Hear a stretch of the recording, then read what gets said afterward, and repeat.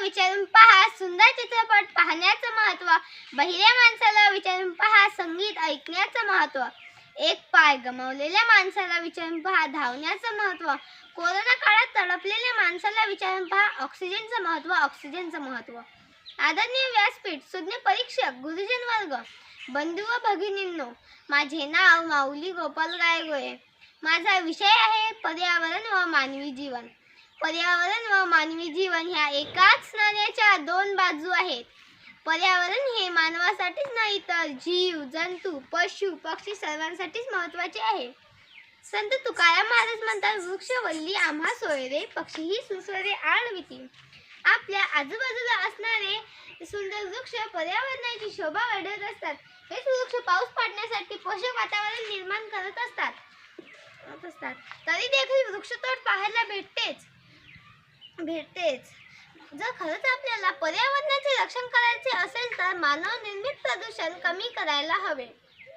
कोरड्या पात्रामध्ये लिहिले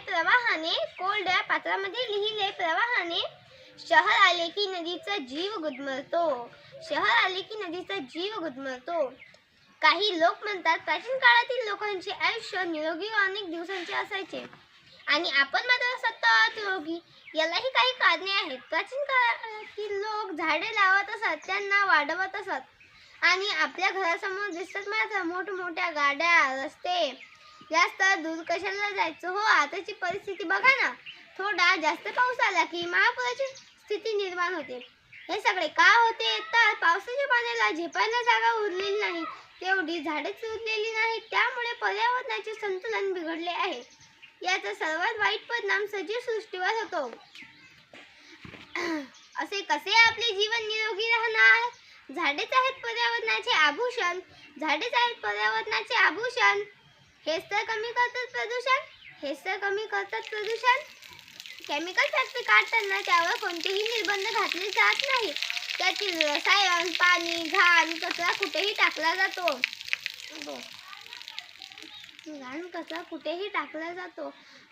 प्लास्टिक पिशव्यांचा राख भस्मासूर बनवून सगळ्यांचा घास घ्यायला निघाला आहे। आपण त्याला वेळेत थांबविले पाहिजे, पण असे होताना दिसत नाही। त्या अन्न, धान्य, फळे, भाजीपाला हे सुद्धा या दुष्ट चक्रातून सुटलेले नाही। कुणाचेही त्यावर नियंत्रण नाही। कॅन्सर सारख्या आजाराने डोके वर काढले आहे।